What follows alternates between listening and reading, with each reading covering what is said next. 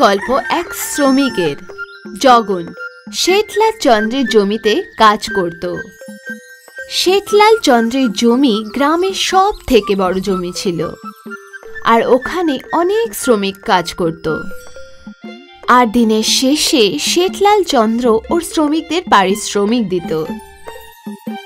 এমনিতে শেঠলাল চন্দ্র তো খুব ভালো মানুষ ছিলেন, কিন্তু উনি জমি দেখাশোনার জন্য কালিয়াকে রেখেছিলেন। আরে ও কমলা, কখন থেকে দেখছি বসে আছো? আরে অত আরাম করলে কিন্তু টাকা পাবে না, বুঝলে? আরে ভাই, আমার শরীর খারাপ। ও সব আমি জানি না, কাজে এসেছো তো কাজই করো। কালিয়া মাঝে মাঝে শ্রমিকদের কথা শোনাতো। একদিন জগন যখন ওর হাসুয়া দিয়ে ধান কাটছিল, তখন অন্য মনস্ক হতে হাসুয়াতে ওর হাত কেটে যায়। সব শ্রমিকরা ওর দিকে দৌড়ে আসে। এক মহিলা ওকে মলম লাগিয়ে দেয়। তারপর সব শ্রমিক কাজ করতে লাগে। কিছুক্ষণ পরে কালিয়া এলো। আরে জগন, কেন বসে আছো তুমি? ভাই, ওর হাতে চোট লেগেছে, কাঁচিতে কেটে গেছে। কাজ তো মন দিয়ে করবে না, আর পারিশ্রমিকও পুরোটাই চায়। আবার এনাদের ওষুধ কেনার টাকাও দাও।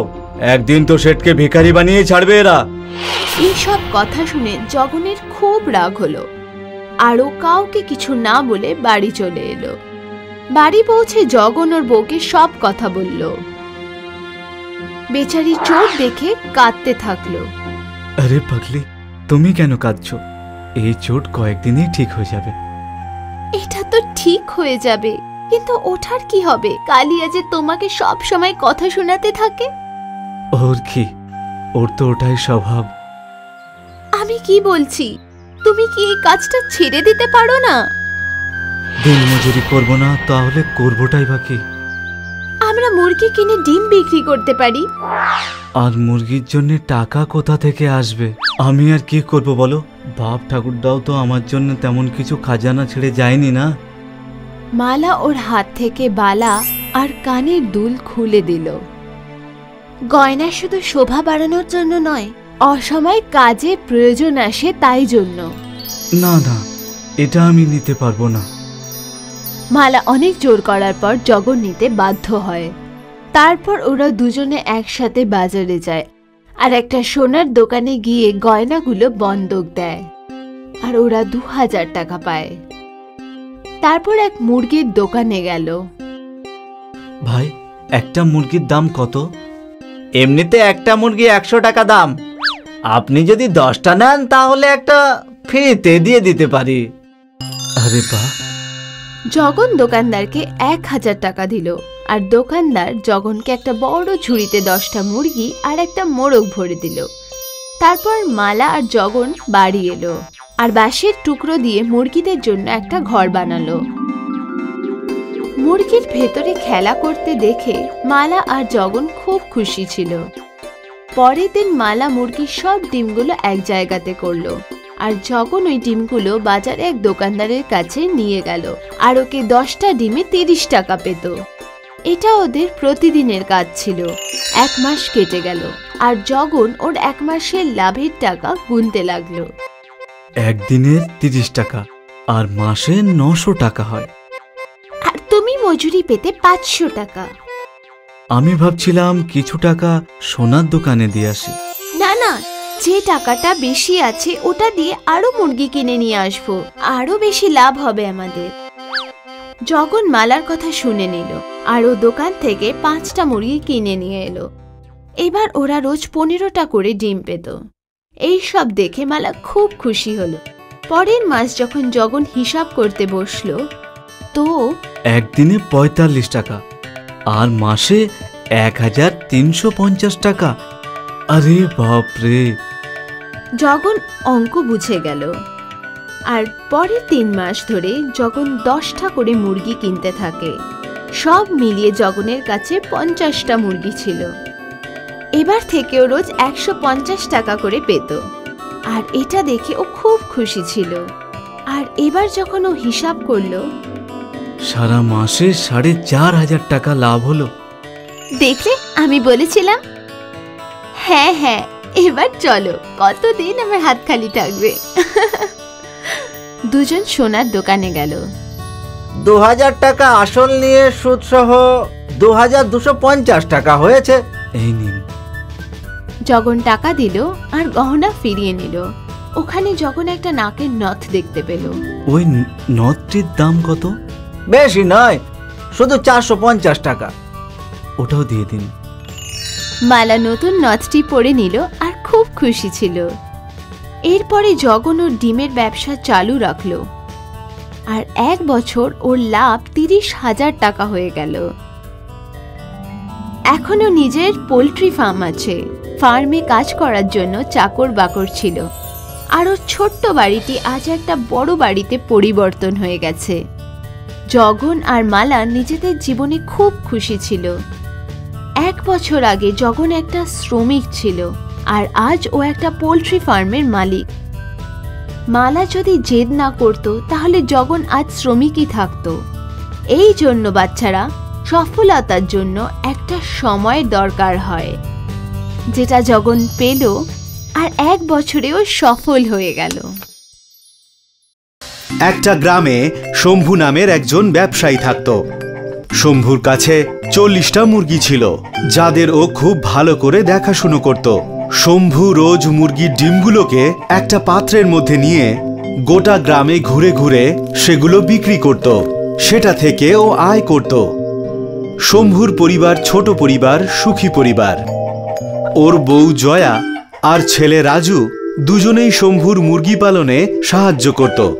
একদিন শম্ভু আর রাজু দুজনেই মুরগিকে খেতে দিচ্ছিল। তখনই জয়া কাঁদতে কাঁদতে এলো।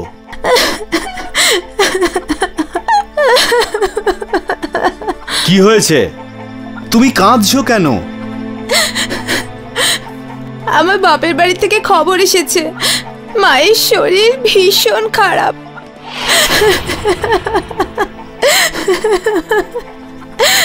আরে, আমাদের যাওয়া উচিত, কিন্তু এই মুরগিগুলোর কে দেখাশোনা করবে?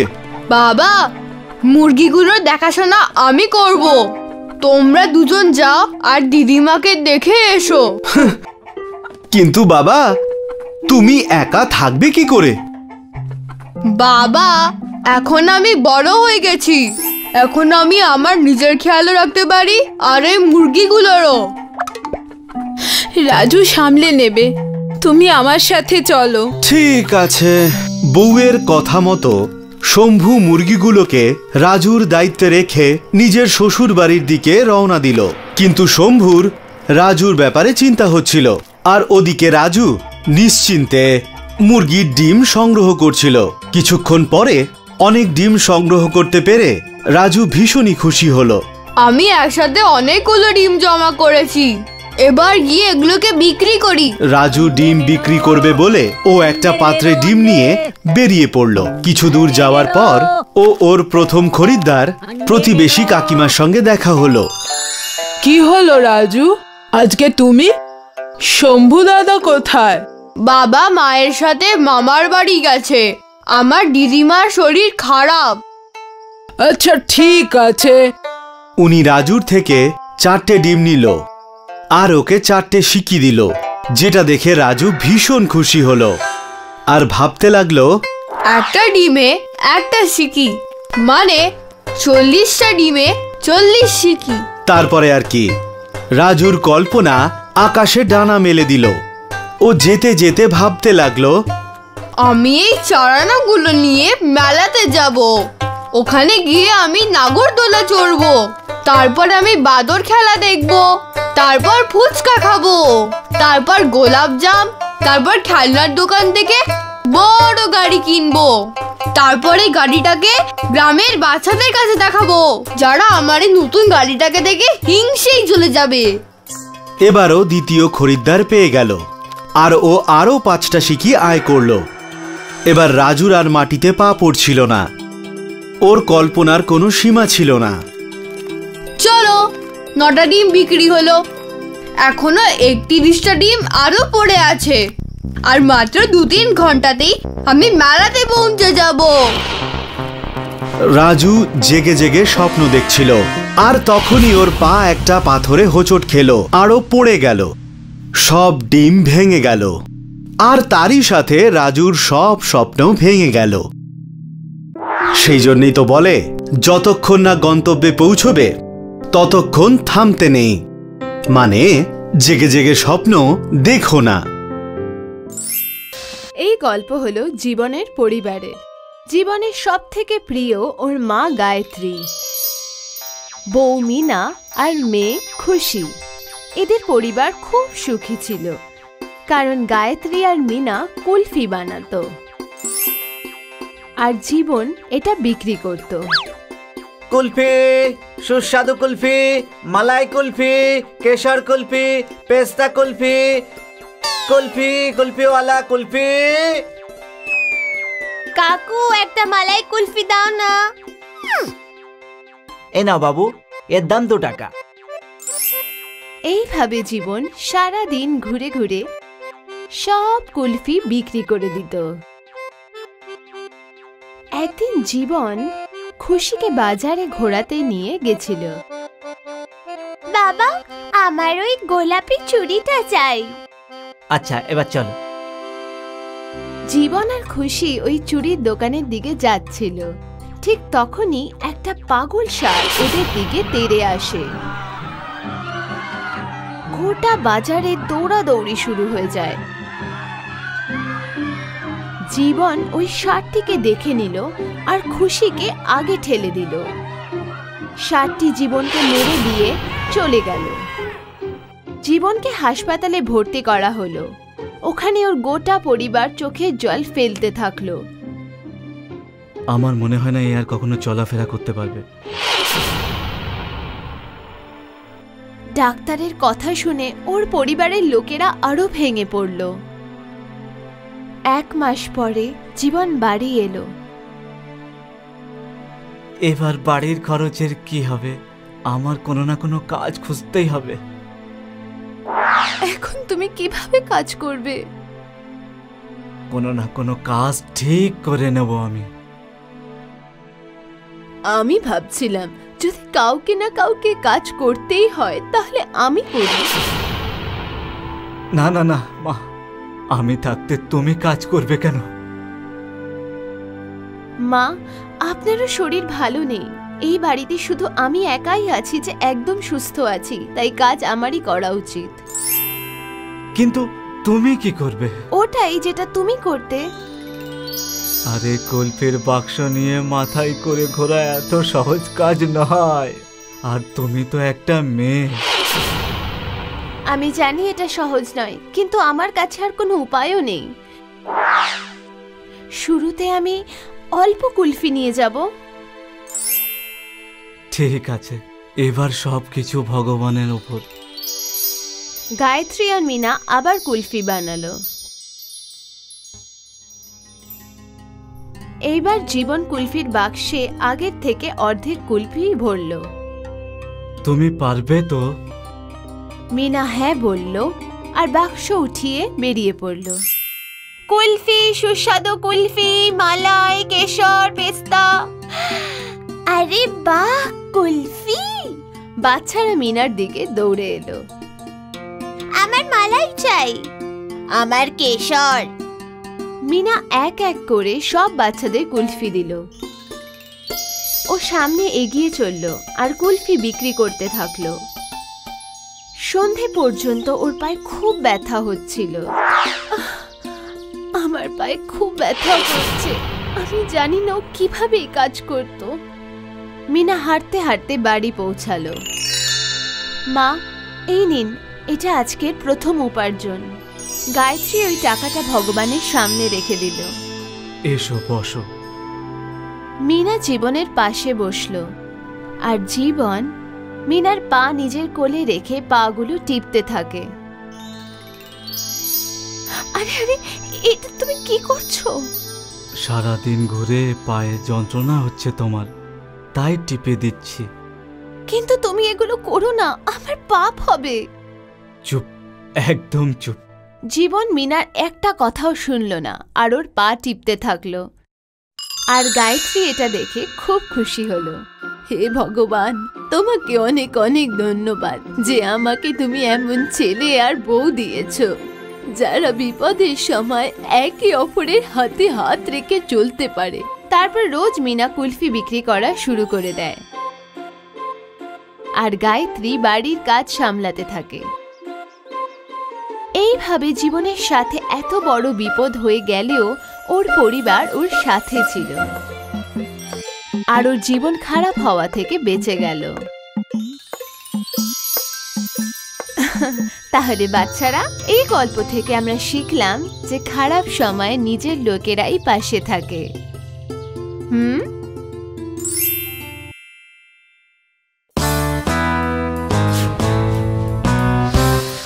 আজ থেকে 40 বছর আগে বরখা রানীর বয়স ছিল 5 বছর।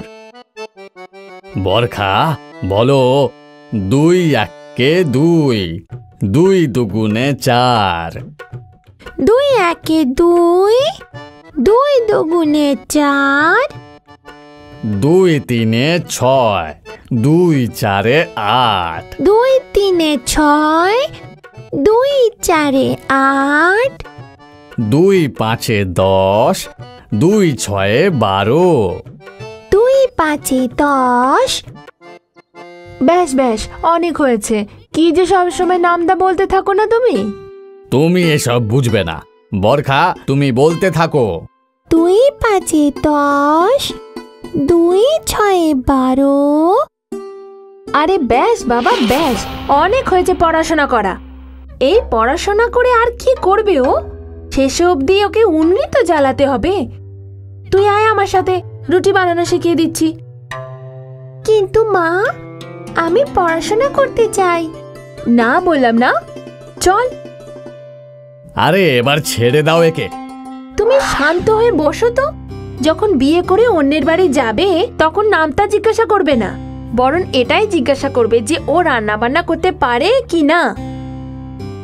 বরখা রানীর বাবা কিচ্ছু করতে পারল না আর ওর মা ওকে রান্নাঘরের কাজে লাগিয়ে দিল। রান্না করতে করতে বরখা রানী বড় হয়ে উঠল। ওর বিয়ে হয়ে গেল আর ও এখনো রান্নাই করে যাচ্ছিল। ও প্রায় এটাই ভাবতো যে যদিও ও পড়াশোনা করার সুযোগ পেত, আমার মা তো আমাকে পড়াশোনা করতেই দেয়নি, কিন্তু আমি আমার সন্তানদের অবশ্যই পড়াশোনা করাবো। কিছু বছর বাদে বরখা রানীর একটা ছেলে হলো। এখন বরখা রানী খুব খুশি ছিল। এখন এই আমার পড়াশোনা করার স্বপ্ন পূরণ করবে। ও পড়াশোনা করে বড় অফিসার হবে। বরখা রানী তার ছেলের জন্য অনেক বই এনেছিল। ও প্রায়শই ওকে পড়াতে বসতো, কিন্তু বরখার ছেলে বিনোদের পড়াশোনাতে একটুও মন বসতো না। ওর সমস্ত মনোযোগ ছিল শুধু খেলাধুলার মধ্যেই থাকতো। সময়ের সাথে বিনোদ বড় হলো। ওর বয়স 20 বছর হয়ে গিয়েছিল আর ওর কৃষিকর্ম করতে খুব ভালো লাগতো। বরখা রানীর স্বপ্ন স্বপ্নই থেকে গেল। কিন্তু কিছুদিন বাদে বরখা রানীর বিনোদের বিয়ের জন্য মেয়ে দেখতে লাগলো। সেই মেয়ের নাম ছিল নন্দিনী আর ও সুন্দরী, সংস্কারী আর পড়াশোনা জানা মেয়ে ছিল। মা, তুমি পড়াশোনা করেছো, ভবিষ্যতে তোমার জীবনের লক্ষ্য কি? আমি পড়াশোনা করে একজন কালেক্টর হতে চাই। ব্যাস, এই কথাটা বরখা রানীর খুব পছন্দ হলো। বিনোদ আর নন্দিনীর বিয়ে দিয়ে বরখা রানী ওকে নিজের বাড়ি নিয়ে চলে আসলো। একবার পুনরায় বরখা রানীর স্বপ্ন ডানা মেলে উঠতে শুরু করলো। মা, তুমি খুব ভালো করে পড়াশোনা করো। বাড়ির সব কাজকর্মের দায়িত্ব আমি নিলাম, কিন্তু তুমি তোমার পড়াশোনায় মনোযোগ দিয়ে যাও। নিজের শাশুড়ির সমর্থনের সাথে নন্দিনী তার পড়াশোনা চালিয়ে গেল। ও প্রায়শই বই নিয়ে বসে থাকত আর বরখা রানী বাড়ির সমস্ত কাজ সামলে নিত। একদিন বরখা রানীর বাড়িতে তার যা এলো। বৌমা, আরে ও বৌমা। প্রণাম বড় শাশুড়ি মা। বেঁচে থাকো। বরখা রানী আর তার যা নিজেদের মধ্যে কথা বলতে শুরু করলো। বৌমা, এক কাজ করো, আমাদের জন্য ঠান্ডা লস্যি বানিয়ে আনো, খুব গরম করছে আমার। এক্ষুনি আনছি। তুমি থাকো বৌমা, আমি নিয়ে আসছি। আর এমনিতেও বৌদি আমার অনেক বছর থেকেই আমার হাতে লস্যি খায়নি। বরখা রানী লস্যি বানাতে রান্নাঘরে চলে গেল, আর নন্দিনী আবার তার বই নিয়ে বসে পড়ল। এই সব দেখে বরখা রানীর যা বিস্মিত হয়ে গেল। বরখা রানী লস্যির দুটো গ্লাস নিয়ে ফিরে এলো। এই নাও বৌদি। এটা ঠিক নয়। কেন, লস্যিতে কোনো গন্ডগোল? আমি লস্যির নয়, তোমার বৌমার কথাই বলছি। ও এখানে বসে মজা করে আরাম করছে, আর তুমি সব কাজ একাই করছো। একবার ওর এরকম অভ্যাস হয়ে গেলে না, তো বুঝে নাও ও তোমার সেবা কখনোই করবে না। না বৌদি, এমনটা কখনোই হবে না। আর ও বেচারি আরাম কোথায় করছে, ও তো পড়াশোনা করছে। আমি তো এটাই বুঝতে পারছি না যে তুমি তোমার বৌমাকে পড়াচ্ছটা কেন। আমি তো পড়তে পারিনি, অন্ততপক্ষে আমার বৌমাই পড়াশোনা করুক।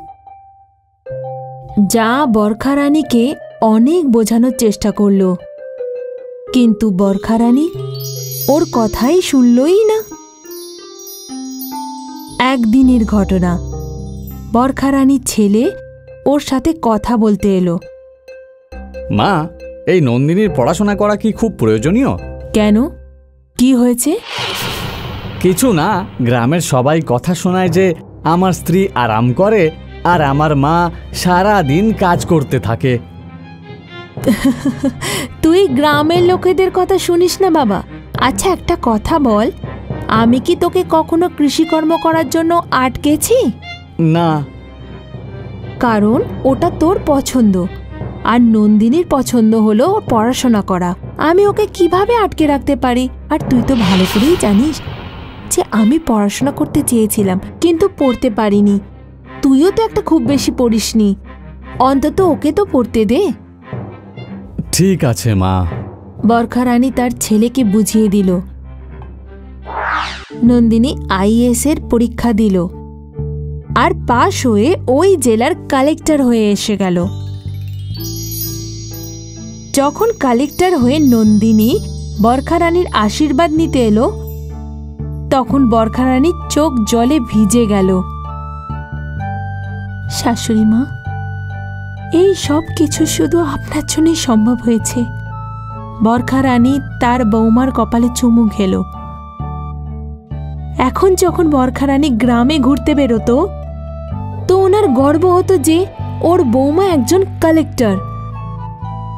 তাহলে বাচ্চারা, এইভাবে একজন শাশুড়ি তার বৌমাকে কালেক্টর বানালো, আর শেষ পর্যন্ত বরখা রানীর স্বপ্ন ওর বৌমা পূরণ করলো।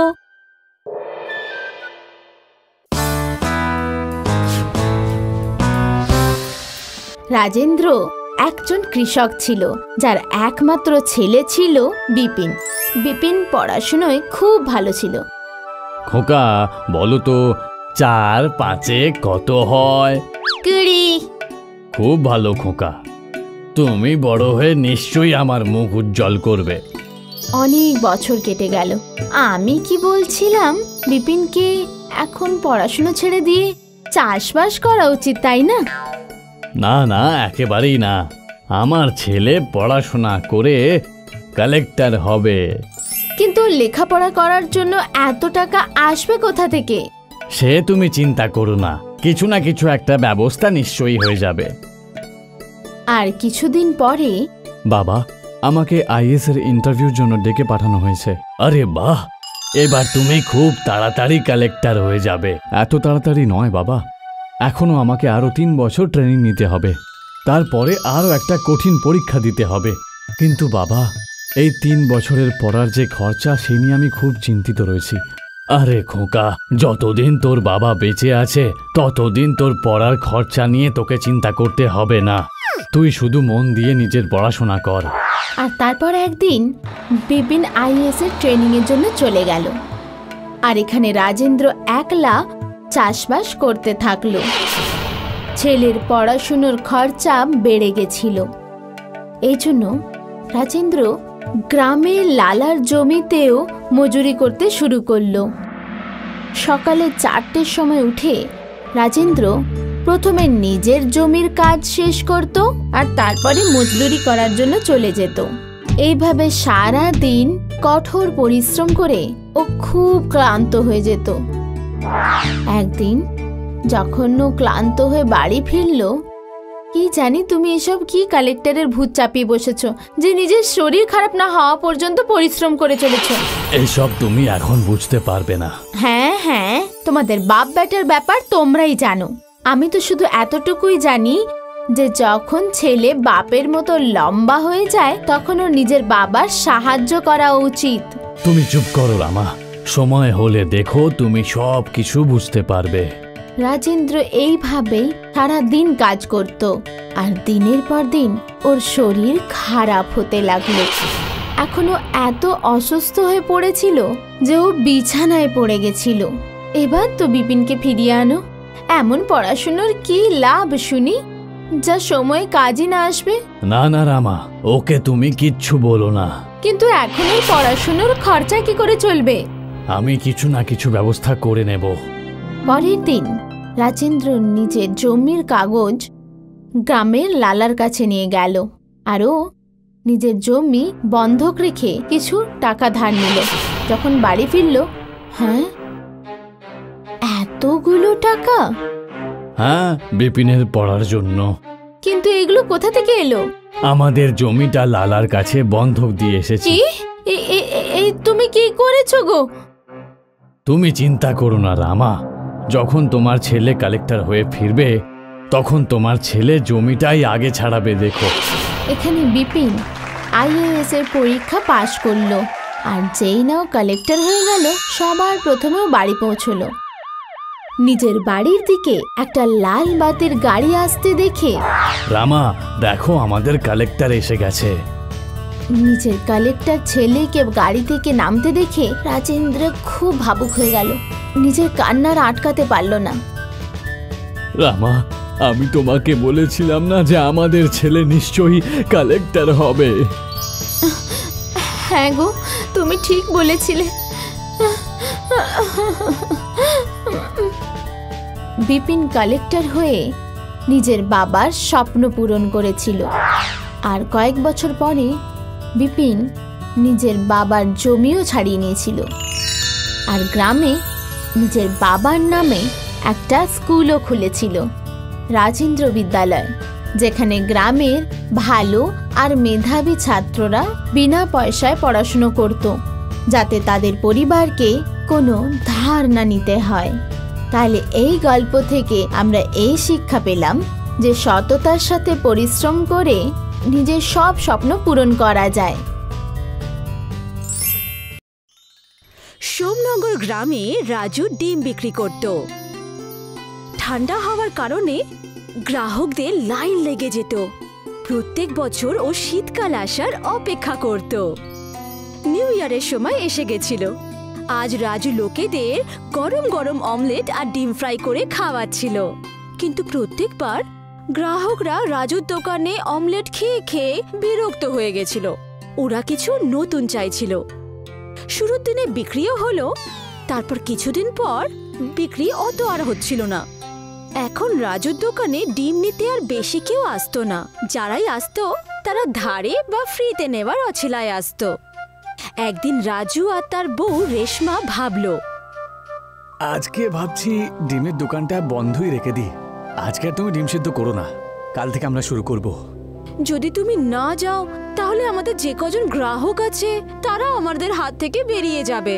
আমি তো বলি তুমি আজ সাইকেল করে গিয়ে অন্য গ্রামে গিয়ে ডিম বেচো। গরম গরম ডিম সাইকেলে করে বেচলে হয়তো লোক কিনতে আসবে। তুমি ঠিকই বলেছো গিন্নি। তুমি কয়েকটা ডিম সিদ্ধ করে রেখে দাও, আমি সাইকেল নিয়ে গিয়ে বিক্রি করে আসবো। রাজু সাইকেলে করে ডিম বেচার জন্য বাড়ি থেকে বেরিয়ে পড়ল। আর একটুখানি বিক্রি করে সে যাচ্ছিল, আর তখনই ওর খেয়াল হলো গ্রামে গ্রামে গিয়ে ও সাইকেলে করেই ডিম বেচবে। কিছুক্ষণ পর দুজন লোক ওর কাছে ডিম কিনতে আসলো। এই যে দাদা, শুনছো? আরে এই যে ডিমওয়ালা দাদা, শোনো শোনো। বলো ভাই, কি লাগবে? আমার কাছে সেদ্ধ ডিম আছে, অমলেট আছে, আর ডিমের কারিও রয়েছে। তোমাদের কি লাগবে? আমাদের কিচ্ছু লাগবে না, কিন্তু তুমি আর কখনো এই জায়গাতে আসবে না, বুঝতে পেরেছো? এখানে অনেক আগে থেকেই আমাদের একটা ডিমের দোকান রয়েছে, যেটা খুব ভালো মতো চালু আছে। তুমি এখানে এসে আমাদের ব্যবসা নষ্ট করে দিচ্ছ। দাদা, আমারও তো দোকান ভালো চলছে না, তাই ভাবলাম যে আমি যদি গ্রামে গ্রামে দোকানে দোকানে ঘুরে এগুলো বিক্রি করি। হ্যাঁ হ্যাঁ, ঠিক আছে, এবার তুমি এখান থেকে যাও, আর কখন এখানে আসবে না। রাজু ওখান থেকে নিরাশ হয়ে চলে গেল আর সব কথা রেশমাকে গিয়ে বলল। মনে হচ্ছে এবার আমাদের অন্য কোনো ব্যবসা করতে হবে, না হলে আমাদের সংসার চালানো খুব কঠিন হয়ে দাঁড়াবে। কিন্তু আমরা এসব ছাড়া আর করবোইটা বা কি? এত বছর ধরে তো ডিমের দোকানই চালাচ্ছি আমরা। তুমি যদি এইটাও ছেড়ে দাও তাহলে তো কিছু বাঁচবেই না। রাজু ওই দিন নিরাশ হয়ে ঘুমিয়ে পড়ল আর কোনো একটা আইডিয়া খোঁজার চেষ্টা করতে লাগলো। এই যে শুনছো, আরে কোথায় গেলে? হ্যাঁ আসছি, বলো কি হয়েছে? আচ্ছা, যদি আমরা আমাদের ডিমের দাম কম করে দিই তাহলে হয়তো লোকেরা আমাদের ডিম কিনবেই কিনবে। কিন্তু আমাদের ডিম তো প্রথম থেকেই সস্তা, দাম যদি আরো কমিয়ে দাও তাহলে তো কোনো মুনাফাই থাকবে না, আমাদের পুরো পরিশ্রম বরবাদ হয়ে যাবে। রাজু আর রেশমা বসে বসে নিজেদের ডিমের ব্যবসা কি করে বাড়ানো যায় সেসব নিয়ে চিন্তা ভাবনা শুরু করলো, কিন্তু কোনো ফল হচ্ছিল না। আমার কাছে একটা উপায় আছে। আমাদের মার্কেটে সোনার ডিম প্রচুর বিক্রি হয়। যখন আমি ছোট ছিলাম তখন ওখানে সোনার ডিমের কয়েন বানিয়ে বেচা হতো, আর ওটা ভীষণ সুস্বাদু আর ভীষণ সুন্দর দেখতে ছিল। তাই নাকি? তুমি ঠিক বলছো তো? যদি তাই হয় তাহলে আমরা আবার আমাদের দোকানে জমিয়ে বেচাকেনা করব। রেশমার কথা শুনে রাজু ওর বাপের বাড়ি যাওয়ার জন্য রেডি হয়ে গেল। রাজু ওর শ্বশুর বাড়িতে গিয়ে সোনার ডিম কি করে বানানো যায় সেটা শিখতে লাগলো। কিছুদিন নিজের শ্বশুর বাড়িতে থেকে রাজু গোল্ডেন কয়েন এগের রেসিপি শিখে নিল। এমন একটা ডিম যেটা রান্না হওয়ার পর সোনার কয়েনের মতো দেখতে লাগে। রাজু রেসিপিটা শিখল। নিজের গ্রাম সোমনগরে ফেরত এসে রাজু আবার দোকান শুরু করলো। এই যে শুনছো গিন্নি, আজকে দোকানে তুমিও এসো, আজকের দিনটা আমাদের জন্য বিশেষ। হ্যাঁ, আমি নিশ্চয়ই আসব, ভগবান আমাদের আশা নিশ্চয়ই পূরণ করবেন। রাজু আর রেশমা এই নতুন রেসিপি নিজের দোকানে শুরু করে দিল, আর যেরকমই ওরা ভেবেছিল সেরকমই হলো। প্রথম দিনের শুরুতেই ওদের প্রচুর বিক্রি হলো। আস্তে আস্তে পুরো শহর আর গ্রামে সোনার কয়েনের খবর ছড়িয়ে পড়ল। প্রথম মাসেই ওরা সারা বছরের মুনাফা করে নিয়েছিল। নিউ ইয়ারের সময় এসে গেছিল, দুজন ভীষণ খুশি ছিল। কিন্তু সঞ্জয় আর তার স্ত্রী নিতা এসব দেখে একদম খুশি ছিল না। সঞ্জয় রাজুর সাথে নিজের সিঙ্গারার দোকান লাগাতো। রাজুর ডিমের দোকানে ভিড় হওয়ার কারণে সঞ্জয় হিংসে করতে লাগলো। দেখছো গিন্নি, এই ব্যাটা রাজু তো দেখছি সবাইকে ওর ডিম খেতে বাধ্য করে দিয়েছে। আর নয় তো কি, আমাদের ব্যবসা তো শেষ হয়ে যাবে। এই রাজুর না একটা ব্যবস্থা করতেই হবে আমাকে। পরের দিন সঞ্জয় আর তার বউ একটা আইডিয়া বার করলো যে ওরা রাতে রাজুর দোকানটা গায়েব করে দেবে, আর রাত হতেই দুজন স্বামী স্ত্রী মিলে রাজুর হাত গাড়ি চুরি করে ধাক্কা মেরে খাদের মধ্যে ফেলে দিল। সকাল হতে রাজুর তো মাথায় হাত, ওখানে তো ওর দোকান ছিলই না। রাজু আর রেশমার তো কেঁদে কেঁদে খারাপ অবস্থা হয়ে গেল। ওরা দুজন একদমই ভেঙে পড়েছিল। দুজনেই হতাশ হয়ে বাড়ি ফিরে আসলো। রাজু বলতে লাগলো, আমাদের সাথে সব কি হচ্ছে? হ্যাঁ ঈশ্বর, কেন এরকম করছেন? এখনো কিচ্ছু শেষ হয়ে যায়নি। আমরা এখনো আমাদের ব্যবসা আবার শুরু করতে পারি। যে কোনো জিনিস শুরু করলে এরকম নজর লেগে যায়।